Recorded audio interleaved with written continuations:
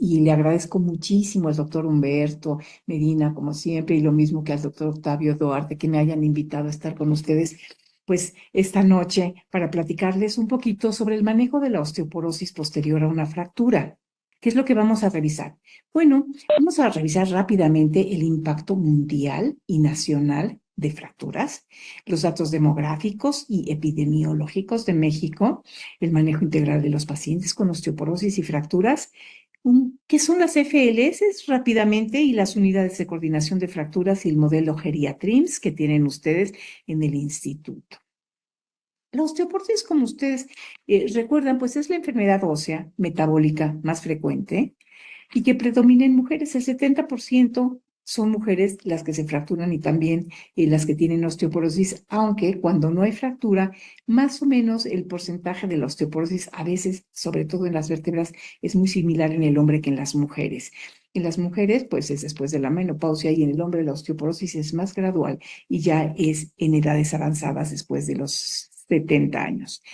Se conocen entonces como formas primarias la posmenopáusica y la senilidad, pero también tenemos las formas secundarias a las terapias con corticosteroides por largo plazo o anticoagulantes, enfermedades tiroideas, enfermedad celíaca, inmovilización por periodos prolongados o cualquier otra causa que nos pueda dar osteoporosis secundaria. Y lo importante de la osteoporosis es que nos conduce a una mayor frecuencia de fracturas y en términos generales, nosotros diagnosticamos la osteoporosis desafortunadamente muchas veces cuando, como ya lo hemos platicado antes, tenemos la fractura. Les paso este pequeño estudio muy agradable en donde la carga global de la enfermedad por fracturas fue estudiada por estas personas de GBD y publicada en el Lancet Health Longevity en el 2021, en donde de acuerdo a los diferentes colores, estamos viendo la prevalencia que existe de las fracturas en el mundo. Aquí estamos viendo los hombres, vean ustedes, y aquí vemos nuestro territorio. Y si ven abajo, estamos en lo que ellos se consideran las fracturas intermedias en el anaranjado. Y luego tenemos en las mujeres, fíjense ustedes, que tenemos las tenemos en color azul claro, vean ustedes, que disminuye la prevalencia de estas fracturas. ¿Por qué? Pues básicamente porque en este estudio de GBD nos están incluyendo todas las edades, desde el 0 hasta los 90 años, y son más frecuentes en los hombres porque el hombre joven tiene más fracturas que las mujeres.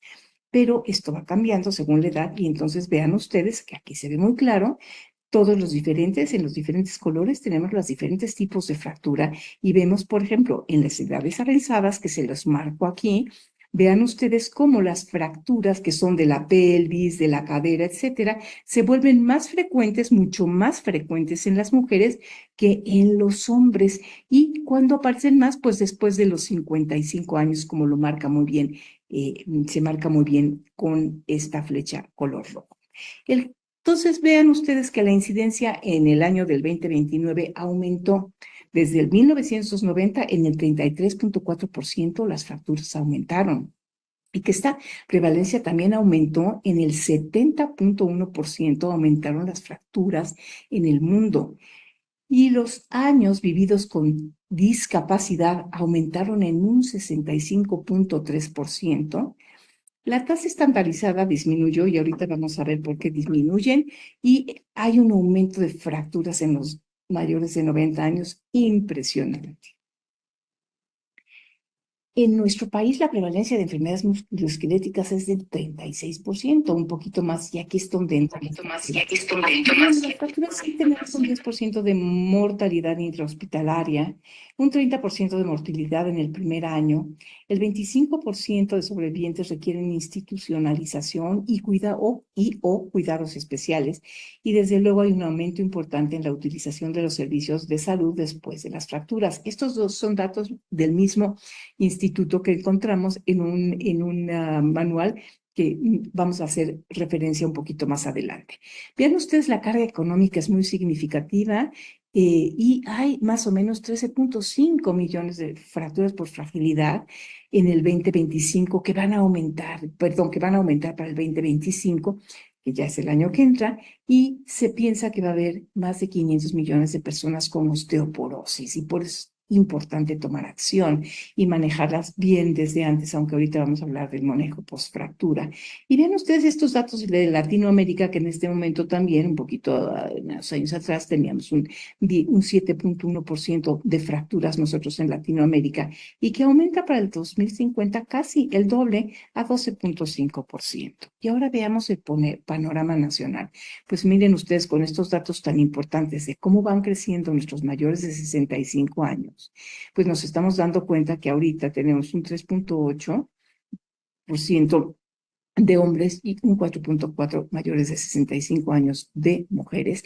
Y esto va al incremento por esta transición demográfica que hemos hablado antes. Y vemos este estudio que también realizamos en el Instituto Mexicano del Seguro Social, en donde vemos el aumento tan impresionante del 2005 hacia el 2050 en el número de fracturas, que son casi 30,000 en el 2005 y serán más de 155,000 en el 2050, y que esto aumentaría, si vemos una tendencia secular del 1%, que fue lo que observamos, van a aumentar hasta el 46% las fracturas para el año de 2050 y no tendremos ni dónde ponerlas, ni en camas donde atenderlas. En México tenemos 130 millones de habitantes con una población mayor de 50 años muy importante, de 27 millones en el 2020, que va a subir a 75 para el 2000, al 80, perdón, del 20 al 50 van a ser 80. Pero fíjense ustedes que la esperanza de vida que estamos viendo aquí de los 75 años en el 2020 y de los 80 para el 2050 disminuyó después de el post-COVID en un promedio de 2 a 9 años. Entonces, no sabemos si vamos a recuperar o no esta esperanza de vida que teníamos antes. Y también hemos visto con ustedes estos conceptos de radios de dependencia en México, y como radios de dependencia siempre decimos que es cuántos adultos mayores van a depender de personas productivas, y estas personas productivas se miden entre hombres y mujeres que están entre los 15 y los 60 años, que en este 2020, los años 20 eran del 11.3% y que suben hasta el 29% para el año del 2050. Y bien, ¿cómo estamos de osteoporosis en México? Bueno, este estudio fue un estudio hecho algunos años, que fue en el estudio Lavos y de fracturas vertebrales, pero como hicimos densitometría en todos ellos, pudimos ver cómo andábamos de la osteoporosis en mujeres y hombres, tanto en la columna lumbar, como pueden ver ustedes arriba, como en el cuello del fémur. Vean ustedes que desde luego en rojo la osteoporosis es siempre mucho más frecuente que en las mujeres, y que lo mismo nos sucede también en esto, que es la osteopenia o masa ósea baja, que es más frecuente en las mujeres en los dos sitios que en los hombres en los dos sitios. ¿Cómo estamos en fracturas por quinquenios de edad? Si nos recordamos aquel trabajo del YBD, pues vean ustedes que aquí hace muy pocos años también hicimos estos datos actualizados del 2022 de los egresos hospitalarios del Instituto Mexicano del Seguro Social, desde 0 a 4 años hasta los mayores de 80 a 84, y vean ustedes cómo van aumentándose de forma importante, y alrededor de los 60, 64 y más empiezan los datos a crecer de forma muy importante. En ese mismo estudio de 2022, en donde logramos tener todos estos datos del instituto, lo que hicimos en fractura de cadera es ver cómo estábamos también desde el año del 2006 hasta el del 2019. Y vean ustedes, abajo en gris son los hombres, arriba en rosa son las mujeres, y vean cómo aumentaron importantemente las fracturas hasta el año del 2011, después hasta el 2013, y luego se estabilizaron y tienden a bajar un poquito, que es lo que se ve en todos los países. Y ahora sí, entremos ya, después de este panorama tan patético de las fracturas, ¿cómo las tratamos después de una, qué es lo que hacemos, cómo los tratamos después, cómo los manejamos después de una fractura? Y bueno, cuando los tienen ustedes en los hospitales y están fracturados, lo primero que quieren ustedes hacer es el control del dolor agudo, ya sea de cualquiera de las fracturas que nos lleguen. Tenemos que hacer una historia clínica y una exploración física hacemos la evaluación de los factores de FRAX también y de forma muy interesante podemos hacerlo quitando y poniendo el factor que es fractura previa. Y entonces, como tienen muy poco en ese momento de haber tenido la fractura, a lo mejor 24 horas o inclusive menos, en ese momento podemos jugar un poquito con el FRAX para ver cómo después aumenta el estimado después de haber tenido esta primera fractura. Laboratorio de imágenes, ¿qué tenemos que hacer? Hay que descartar otras causas de fracturas, como pueden ser las metástasis de mama, próstata, el mieloma. Vamos a nada más rápidamente a ver cuál es el tratamiento farmacológico y la rehabilitación. Entonces, tenemos varios tipos de fracturas, las vertebrales, dorsales o lumbares, que básicamente por osteoporosis, y las de fémur proximal en el cuello del fémur o aquellas intertrocantéricas que aunque no son las más frecuentes, son las que más cuestan, el radiodistal o fractura de coles, fractura en el húmero, en la pelvis, en los tobillos, casi siempre secundaria a los esguinces de tobillo y también en las costillas. De hecho, cualquier hueso puede fracturarse, y menos los que no contamos son las fracturas de cráneo, las fracturas de los dedos de las manos y los dedos de los pies, en términos generales, no las ubicamos como fracturas osteoporóticas. Bueno, primero entonces empezamos con el control del dolor. Entonces, en casos en donde el dolor no es muy leve, casi siempre utilizamos el acetaminofeno, el paracetamol, y podemos aumentar los antiinflamatorios no esteroideos. Vamos aumentando un poco hacia los opioides livianos más los antiinflamatorios no esteroideos cuando el dolor no se logra controlar únicamente con los primeros antiinflamatorios o el paracetamol. Y aquí podemos poner, por ejemplo, los parches transdérmicos, se los pongo aquí, de buprenorfina, que son eficaces para las pacientes con dolor. Y cuando todavía el dolor es muy fuerte o más intenso, pues ya tenemos que irnos hacia los opioides que son más potentes y entonces agregamos a los antiinflamatorios y la meperidina, por ejemplo, ¿no? En los casos extremos de dolor, en donde vemos que no se quita, podemos, y que hay muchos aplastamientos vertebrales, podemos ir a la vertebroplastía, que en términos generales ayuda al dolor, aunque tenemos en muchas de ellas a veces efectos indeseables.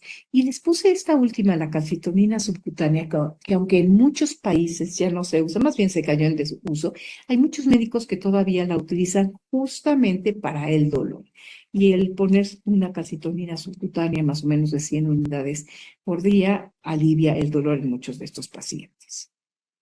Después de que vemos y damos el dolor que aparece pues después de la intervención o de la fractura, lo que tenemos que tener es un abordaje diagnóstico ya completo para estos pacientes con osteoporosis, en donde debemos de hacer una historia clínica, en donde buscamos desde luego todos los antecedentes familiares, porque sabemos que son factores de riesgo importantes, la fractura de cadera en los padres, los antecedentes personales, si tuvieron una fractura previa, si tuvieron menopausia precoz, las mujeres, datos de amenorrea, y en su historia actual buscamos todas las comorbilidades, porque en todos estos pacientes y pacientas mayores, pues debemos de buscar cualquier otra causa que además agrava o puede inclusive en el momento de la fractura desestabilizar a los pacientes, como puede ser también aquí incluyo a la diabetes, que es de alta prevalencia en nuestro país.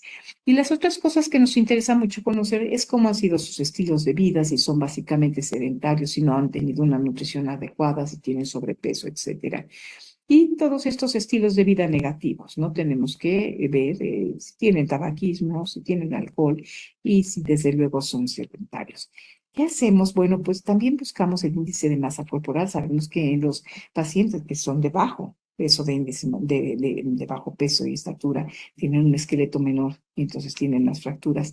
Y otra de las cosas que tratamos de recabar es la disminución de talla y la cifosis, pues que nos están hablando básicamente de fracturas previas que pueden haber sido por aplastamiento en la parte dorsal o en la parte lumbar de la columna. ¿Qué buscamos en laboratorio de imágenes en términos generales rápidamente? Pues hacemos su biometría hemática, su velocidad de sedimentación, su proteína C reactiva, Buscamos hemoglobinas glicosilada para si estos pacientes tienen o no tienen diabetes, si está controlada o no está controlada. El calcio y el fósforo, tanto en sangre y orina, son dos mediciones que nos pueden servir. También la creatinina, el perfil de lípidos y si tenemos a la mano el poder hacer niveles de vitamina D, será óptimo para realmente redondear todo digamos, todo este manejo y abordaje de los pacientes con osteoporosis. Si tenemos marcadores de recambio óseo como el PIN o los CTX que nos hablan ya sea de remodelación ósea o nos hablan de resorción ósea, también son importantes porque también cuando establecemos el tratamiento en el seguimiento a largo plazo nos va a servir tener estos marcadores de recambio óseo para ver si están funcionando o no los medicamentos que vamos a prescribir a nuestros pacientes. Bien importantes las radiografías, que en términos generales nos hablan de dónde estuvo la fractura. Si fue una fractura de vértebras, pues pedimos una dorsal y lumbar con foco en D7 y en L3 y utilizamos la clasificación de Jenant para ver cuántas de estas fracturas se encuentran en esta columna. Y desde luego, pues serán los rayos X que se consideran necesarios si tienen una fractura del húmero, si tienen una fractura de la cadera, una fractura del tobillo, etcétera. Entonces, los rayos X nos permitirán ver el trazo de la fractura y después, pues subsecuentemente, ver cómo va esta fractura ya en consolidación. En términos generales, la densitometría, como lo hemos hablado antes, pues no la tenemos mucho nosotros en este país y menos en nuestras instituciones.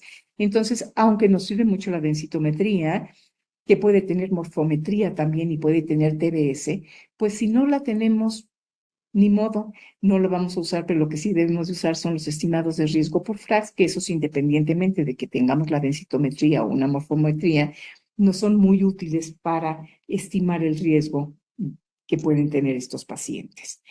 ¿Y cómo seguimos clasificando la osteoporosis como diagnóstico? Pues bueno, para ustedes todos los que tienen densitometría, pues sabremos muy bien clasificarlo. Ya saben que la masa ósea normal es cuando tienen más de -1 y la masa ósea baja entre -1 y -2.5 y la osteoporosis pues ya cuando tenemos menos de -2.5 desviaciones estándar y es cuando hablamos ya de osteoporosis porque pues es justamente el umbral y ya sabemos que el aumento de las fracturas viene de forma muy importante cuando tenemos ya el nivel de osteoporosis.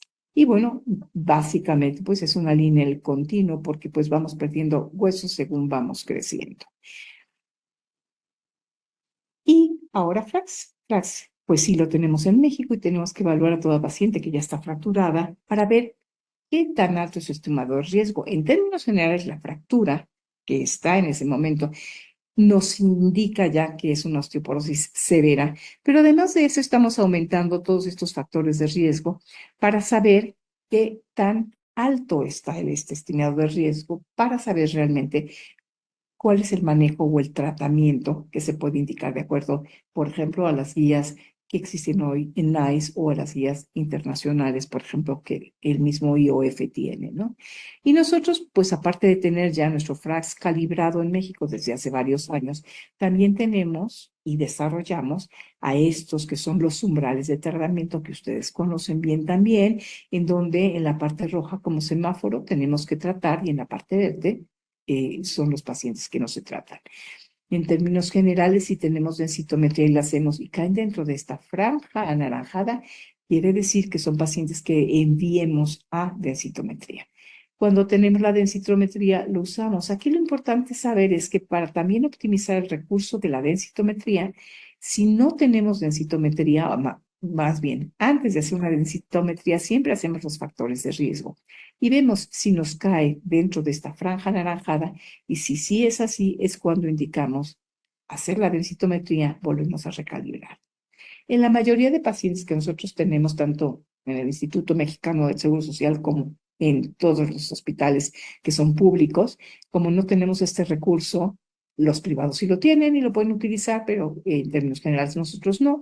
Entonces lo que utilizamos son básicamente estos umbrales que nos dicen si debemos de tratar o no debemos de tratar a los pacientes de acuerdo a la edad. Ahora bien, un paciente, acuérdense bien, con osteoporosis que tuvo una fractura, sí o sí se tiene que tratar. Ese ya no cuestionamos. Hacemos el estimado de riesgo para ver si es muy alto el riesgo que tienen. Por eso pocos años, en el año del 2022, eh, existe esta nueva clasificación misma dentro del FRAX, en donde tenemos el riesgo bajo de verde, dentro de verde, y tenemos un riesgo alto y un riesgo muy alto. Entonces, cuando nuestros pacientes nos caen en riesgo alto, tenemos o nos sugieren cierta forma de tratamiento, que es básicamente con bifosfonatos o con denosumab, pero ya cuando tenemos riesgos muy altos, entonces va variando un poco la forma del tratamiento y podemos entonces irnos hacia los formadores de hueso, que básicamente tenemos dos de ellos que vamos a ver enseguida. El tratamiento farmacológico. Entonces, cuando nosotros tenemos un riesgo alto, una paciente con fractura, en términos generales, empezamos siempre con la primera línea, que son los bifosfonatos. El alendronato, que en términos generales el que se recibe bien, el que tenemos en todas las instituciones, es el de 70 miligramos, que damos una vez a la semana y les va muy bien. También tenemos risendronato y tenemos ácido solondrónico, 5 miligramos. Este es anual y este es muy cómodo, y si no hay contraindicaciones, pues el ácido solendrónico en términos generales es una forma cómoda de que el paciente se adhiera en ese primer año después de la fractura, porque nada más se lo vamos a poner una sola vez después de la fractura, y hasta el año que entra, que regrese, podemos ponerle otra dosis de ácido solendrónico, y entonces estos 2 años, que en términos generales después de una fractura se conoce como el riesgo inminente de fractura, del momento de la fractura a 2 años después, pues con 2 años de dosis de ácido salindrónico, pues nos puede ir bien. Pero por eso es importante también ver los otros factores de riesgo y el estimado, para ver si nos cae en riesgo alto o en riesgo muy alto, porque el riesgo muy alto, entonces, pues tiene otro tipo de manejo. Diferente a los bifosfonatos, pero con el mismo mecanismo de acción. Acuérdense ustedes que tenemos el denosumab, que también es resortivo, pero en este caso estamos hablando de una molécula biológico que también tiene una forma cómoda de administración, que es una dosis cada 6 meses y es subcutánea. ¿Qué es lo que pasa con el denosumab? Y siempre recordarlo, tiene uno realmente que insistir a los pacientes con la adherencia terapéutica, porque no se puede dejar a un paciente que se le está dando denosumab de pronto sin tratamiento. ¿Por qué? Porque se han visto, por ejemplo, estas fracturas importantes vertebrales en el momento, un poco tiempo después de que los pacientes dejan el denosumab, no vuelven a adherirse a este tratamiento y no tienen un reemplazo hacia algún bifosfonato, por ejemplo. Y esto es también bien importante que lo conozcan los pacientes, y nosotros como médicos tratantes insistir en que deberán todos estos pacientes que utilizan denosumab saber que no pueden dejarlo abruptamente y quedarse sin tratamiento para la osteoporosis. Estos últimos medicamentos, tanto la teriparatida como el romosozumab, estos estimulan la formación de hueso. En los casos severos, en donde tenemos menor de 3 desviaciones estándar en la densitometría, o que tienen muchos factores de riesgo, y de acuerdo a nuestro estimado de riesgo nos van a caer en donde dice riesgo muy alto, que es el rojo.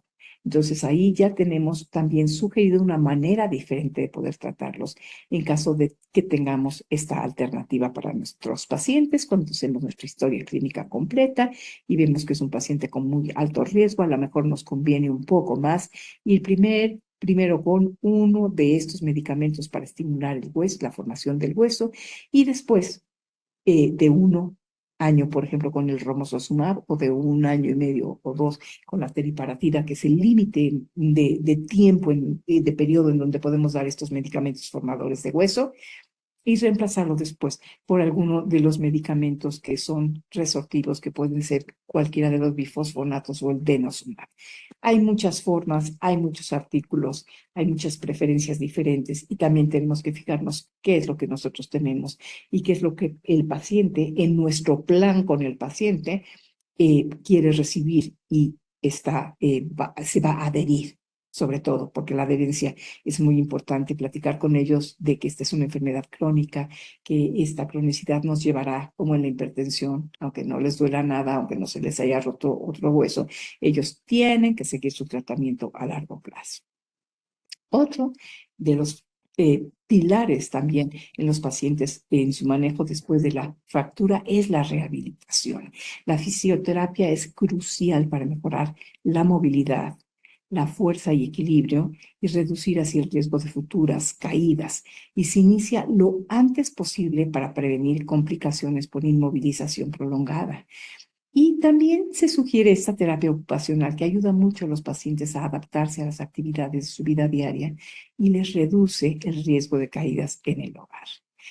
En el tratamiento de la rehabilitación, nuestros objetivos son desde luego en la forma aguda, sobre todo en la cadera, la prevención e identificación de delirium, habíamos hablado del manejo de dolor, muy importante, la prevención de las caídas, la prevención de las fracturas secundarias y mejorar la capacidad funcional desde el principio.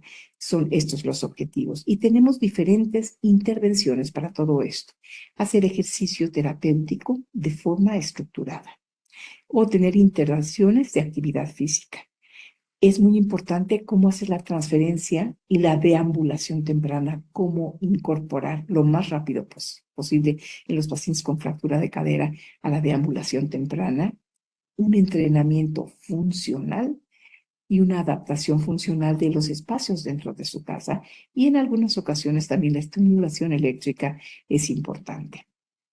En el periodo agudo, cuando los pacientes están en la hospitalización, debe de haber programas de rehabilitación interprofesionales, fisioterapia con alta frecuencia diaria y tolerancia. Ir enseñando este programa para que se lo lleven los pacientes a casa.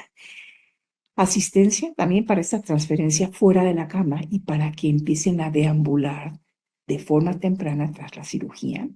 El entrenamiento de los miembros superiores, que incluye ejercicio de resistencia progresiva, balance y movilidad, la estimulación muscular eléctrica del cuádriceps, la electroestimulación para el manejo del dolor si siguen con dolor, y esto debe de ser complementario a lo que nosotros hemos dado de estrategias médico-farmacológicas. Lo más importante es tener un fisiatra, alguien que sí conozca rehabilitación y que eduque al paciente y al familiar en estos periodos agudos dentro del hospital para que esto se lo puedan llevar a su casa. En el periodo subagudo, en los cuidados en casa y en los contextos comunitarios, tenemos que darles programas extendidos de ejercicio para tratar los déficits funcionales de fuerza y de balance que persistan después de las 8 o 16 semanas de su fractura y implementar programas de actividad física comunitaria que incluyan entrenamiento aeróbico, de resistencia, balance y movilidad. Eso es importantísimo, balance y movilidad. ¿Por qué? Pues porque estos pacientes, pues se nos vuelven a caer, se nos vuelven a fracturar y es importante que incluyamos en la rehabilitación justamente estos programas. Otra de las cosas que tenemos que hacer en el seguimiento de nuestros pacientes después de una fractura es la prevención de la caída, ¿no? Tenemos que hacer evaluación del riesgo de caídas. Tenemos que identificar y minimizar los factores de riesgo, como son los problemas de la visión, la debilidad muscular, aumentando casualmente la fuerza de lo mismo.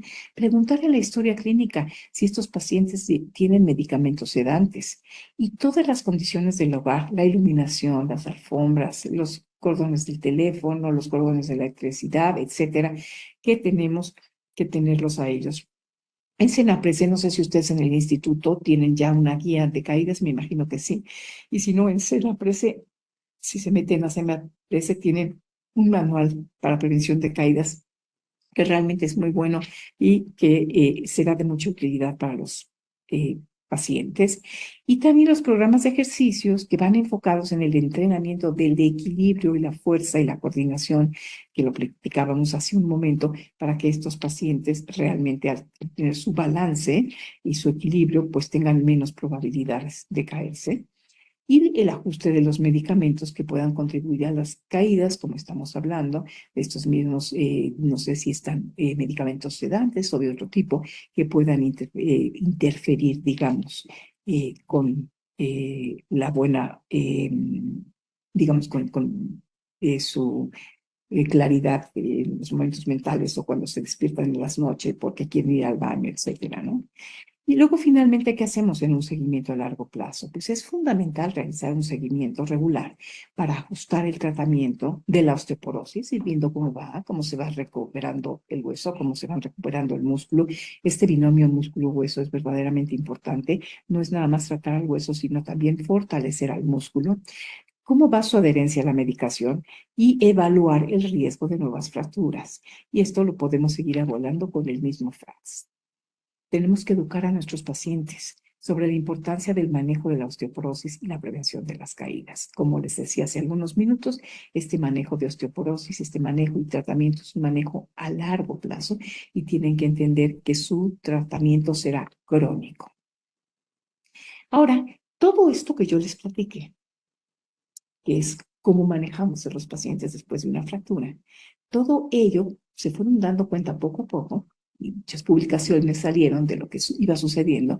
Y entonces, hace algunos años se iniciaron estos programas que se llaman FLS o Fracture Liaison Services y que lo que pretenden es que de la primera fractura sea la última fractura y los pacientes no se vuelvan a fracturar.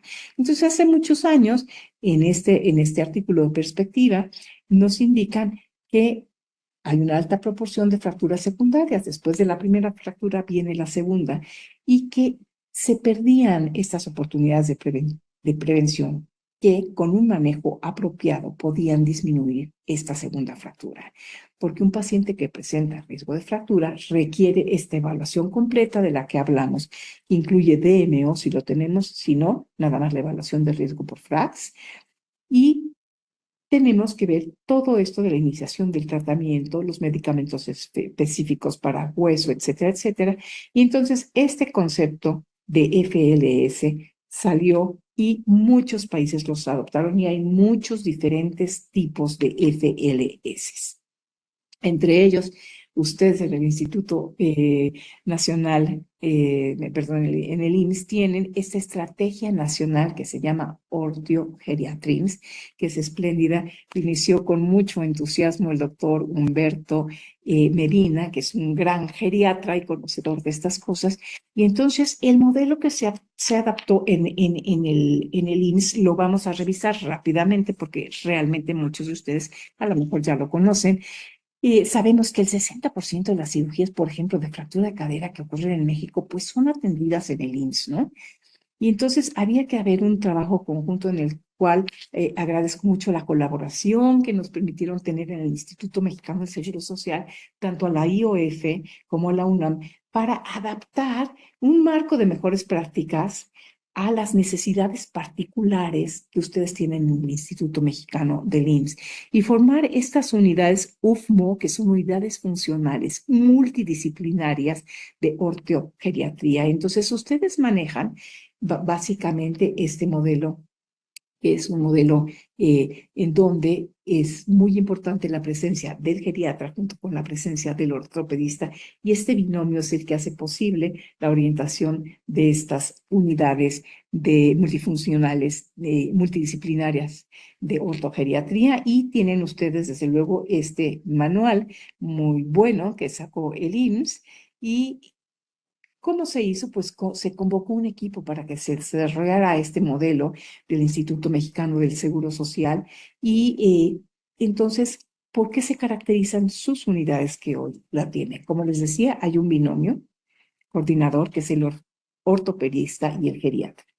Y hay una ruta clínica del paciente que viene desde el momento entre que ingresa a emergencia con su fractura.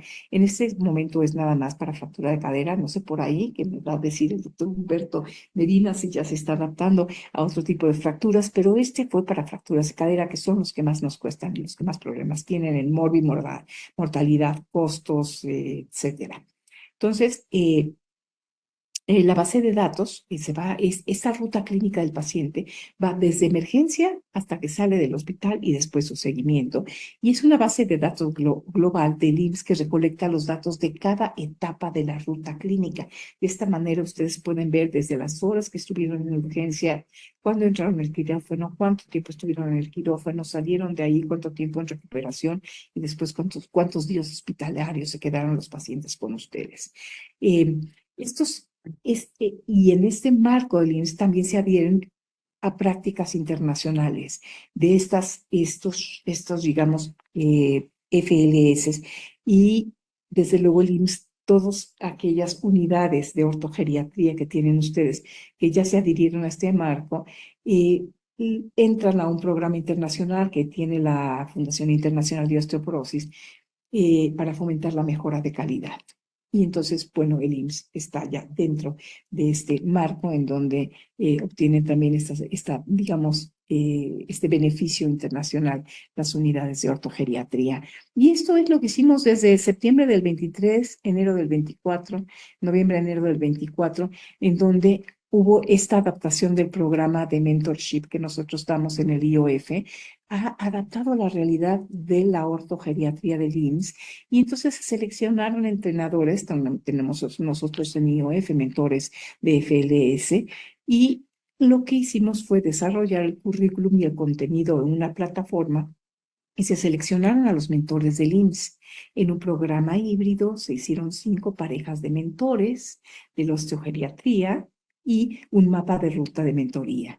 Y vean ustedes que para este programa de mentores, el objetivo era poner en marcha el programa y el seguimiento a largo plazo de estas unidades funcionales multidisciplinarias que desde su creación hasta su desarrollo fueran sostenibles y tuvieran esta validación internacional. Y entonces se hizo un taller de cierre de ortogeriatría en donde quedaron ya 10 mentores del IMSS ya certificados para implementar estas parejas, son en las diferentes regiones que ustedes tienen en el Instituto Mexicano del Seguro Social, en donde me imagino que yo quisiera saber que ya hay mucho más de 4 nuevos FLS en el IMSS, me lo tendrá que decir en un ratito el doctor Duarte, y estos se van recalificando. Y aquí vean ustedes las fotografías, aquí está la Mónica Calo del IMSS, perdón, de IOF, y estamos todos nosotros junto con, esta fue la primera vez que vimos el taller, que se reunieron varias gentes para explicar de qué se trataba. Y aquí los estamos viendo a todos aquellos que estuvimos en aquella ocasión. Y luego este taller de ortogeriatrims que ya dieron nuestros mentores, aquí están viendo a la doctora Andrea Olasquaga y a la doctora Méndez. Aquí estamos viendo al doctor Medina explicando esta estrategia por región y después estamos viendo las parejas, estos binomios que se hicieron de los médicos geriatras junto con los ortopedistas y entonces terminamos teniendo ya a este duplo que lo tenemos en el Bajío. Aquí están viendo al doctor Duarte casualmente, con el doctor Espinosa, traumatólogo. Aquí lo tienen ustedes en el norte, con la doctora Sánchez, que es la geriatra, y el doctor Almazán, que es el traumatólogo, y así vemos en occidente, en el sureste y en el centro. Entonces ya ustedes desarrollan estos mentores, capacitarán a otros mentores para que todos los hospitales en donde pueda adaptarse estas unidades multifuncionales de ortogeriatrims puedan ponerse. ¿Y qué podemos concluir entonces después de todo esto que les he platicado? Pues que las fracturas por fragilidad siguen siendo un problema de salud pública muy importante en nuestro país y que impactan durísimo a los sistemas de salud, a la mortalidad, a la morbilidad y el acceso y el aumento que tenemos en los sistemas de salud por este tipo de fracturas. Podemos concluir también que el manejo integral de los pacientes con fractura por osteoporosis debe ser completo. Debemos de buscar la causa de las fracturas, no solo la fractura y resolverla. Busquemos si es una fractura por posmenopausia, una fractura por senilidad o si tienen alguna otra causa que hay que buscar como medicamentos, como enfermedades, comorbilidades que también tenemos que tratar. Así es que tenemos que tratar al hueso, pero un tratamiento farmacológico también de las comorbilidades que puedan tener estos pacientes. Hay que estabilizarlos, hay que buscar estas comorbilidades y atenderlas prioritariamente. Desde que llegan los pacientes muchas veces con hipertensión se desestabilizan, o los pacientes con diabetes, que les platico a ustedes que los ven en emergencias, entonces hay que tener mucho cuidado con esto. Y después, aparte de la terapia farmacológica, que no se nos olvide la rehabilitación, la terapia ocupacional, el manejo a largo plazo, que van a garantizar una mejor sobrevida y una calidad de vida en nuestros pacientes, que es obligadamente lo que estamos buscando nosotros como profesionales de salud. Y bueno, yo creo que aquí ya estoy terminando esta plática. Yo les doy las gracias realmente por haberme escuchado y tenido de nuevo en su congreso, que agradezco muchísimo. Y voy a tratar de estar, el doctor Duarte me va a avisar cuando vengan ya las preguntas y respuestas para poder estar con ustedes ahí virtualmente contestando sus preguntas y sus respuestas. Y aquí les dejo, desde luego, como siempre, aquí están mis redes sociales, me pueden escribir. Si quieren que les mande esta presentación, con mucho gusto se las mando.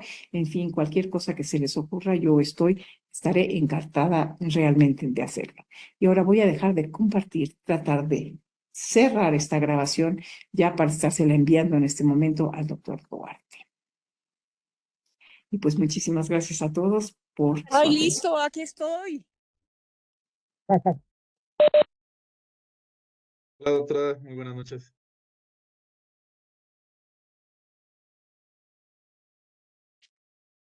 Ya la escuchamos perfectamente.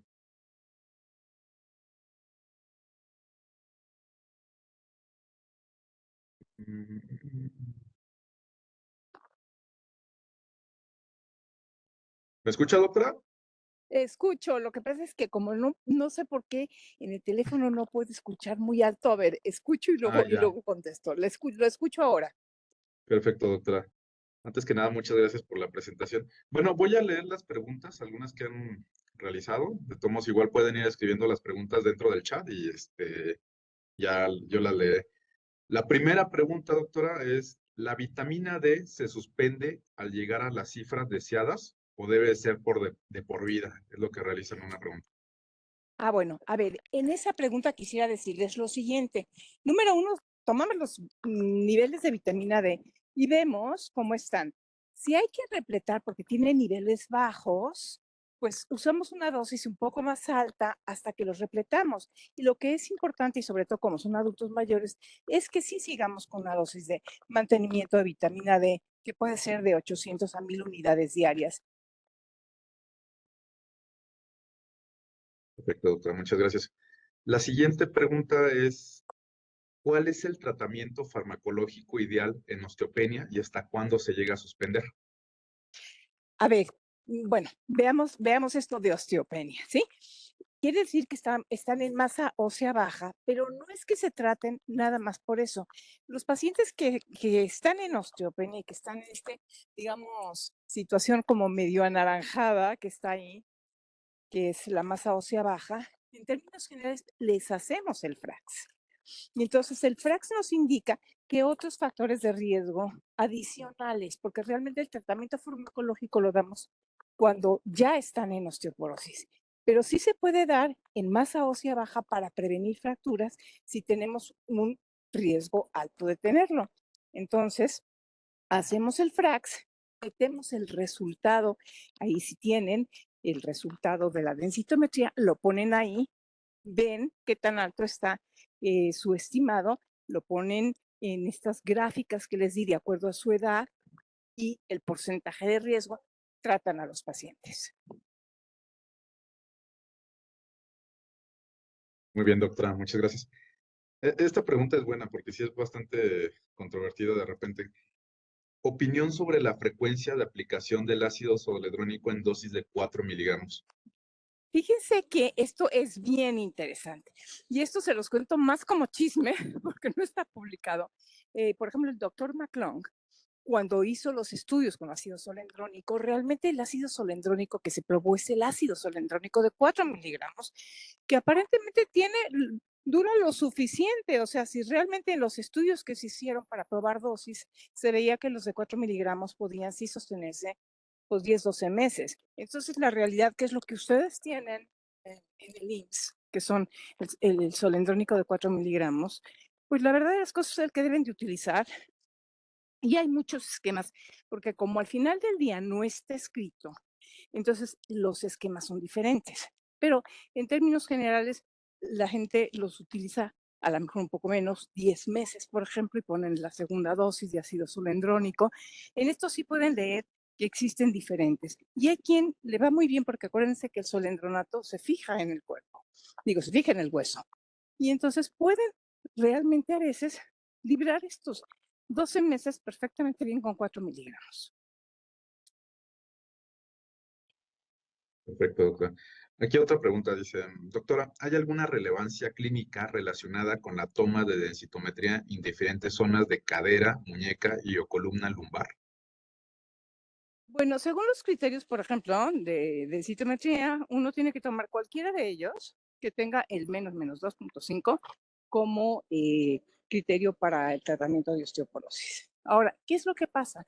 Que a veces, por ejemplo, no es fácil hacer la densitometría en la cadera y entonces, bueno, pues utilizan nada más la de columna o utilizan una sola cadera y no las dos. En fin, también hay estas variaciones en la densitometría, pero si ustedes hacen columna y el paciente tiene osteoporosis, pues ese paciente se debe de tratar. Pero pueden no tenerla en la cadera y sí tenerlo en las vértebras, y de todas maneras la indicación es tratamiento. Con que uno de los sitios esté con el criterio de menos 2.5 desviaciones estándar, con ese pues ya el paciente se indica tratamiento. Muy bien, doctora. Otra pregunta mencionan aquí, tratamiento ideal para osteopenia con factor de riesgo bajo. Miren, si tienen un factor de riesgo bajo y nada más tienen masa ósea baja, no le den tratamiento farmacológico. Denles medidas específicas, denles calcio suficiente, vitamina D, una buena dieta, ejercicio, y espérense, si tienen densitometría, 1 año para iniciar el tratamiento farmacológico. Perfecto, doctora. Yo creo que voy a leer nada más un par de preguntas más para igual cerrar, pero aquí preguntan, buenas noches, algunos artículos mencionan que el bifosfonato IV es la primera elección posterior a una fractura. ¿Qué opinión tiene respecto a esta indicación? Gracias. Mire, la verdad de las cosas, yo le digo que es una muy buena alternativa. Por ejemplo, en Inglaterra, en el sistema socializado, en todos los pacientes que tienen fractura de cadera y no tienen un daño renal, en todos ellos lo primero que se hacen es poner ácido solendrónico, porque ahí están captando la adherencia completa a 1 año en un paciente que se acaba de fracturar. Y eso es muy bueno. Y como les comentaba, si lo hacen, le ponen una segunda dosis en 1 año después, ya lo que están haciendo es muy bueno, porque estos pacientes pasan esos 2 años, que es lo que se ha determinado como riesgo inminente de fractura. Muy bien, doctora. Una pregunta más, dice, doctora, ¿cuánto tiempo recomienda? Más bien, ¿cada cuánto tiempo recomienda hacer controles de niveles séricos de vitamina D? La verdad tampoco es que haya un criterio de cada cuándo. Si ustedes notan que una paciente o un paciente tiene niveles bajos, lo repletan, ven que ya tiene unos niveles adecuados y le están dando una dosis de mantenimiento, realmente no hay mucha necesidad de volver a hacer niveles de vitamina D. Muy bien, doctora. Muchísimas gracias. La verdad es que todavía hay más preguntas y felicitaciones, pero no sé ahorita qué también esté de tiempo porque la noto que sí Que vengo estás medio. caminando por la calle, Sí, porque no me le he pasado en reuniones todo el sí, día. me imagino, Entonces vengo buscando el lugar a donde debo de tener la próxima reunión y no encuentro el número. me imagino. Doctora, pues, yo creo que ya sería suficiente. Igual algunas preguntas se las puedo mandar y ya, si en algún momento tiene algún tiempo, me pudiera igual mandar Con las mucho preguntas. gusto, Y ya, mándenmelas por correo electrónico. Ahí les dejé mi correo electrónico, mándenme las preguntas. Quien quiera más información o que quiera que les mande artículos, con mucho gusto lo hago. Y quien quiera la plática también se la mando. Y bueno, pues con mucho gusto de colaborar con ustedes. doctora, pues muchísimas gracias. Le agradezco el apoyo el día de hoy. Y también les recuerdo que el congreso del 8º Congreso Internacional de Geriatría va a ser del 29 al 31 de octubre del presente año. Va a ser con el tema de envejecimiento saludable y los esperamos en el siguiente congreso. Muchísimas gracias a todos por conectarse. Que pasen buenas noches. Hasta luego. Mil gracias, hasta luego. Gracias.